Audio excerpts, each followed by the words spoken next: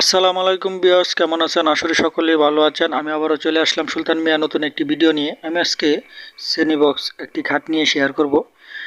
এই খাটটি তৈরি করা হয়েছে মেহগনি গাছের কাঠ দিয়ে এবং এই খাটটি 6 ফিট বাই 7 ফিট তৈরি করা হয়েছে। 2 ইঞ্চি চলিত কাঠের উপরে মেশিন দিয়ে ডিজাইনটি ফুটানো হয়েছে স্যাম্পল ডিজাইনের মাঝে।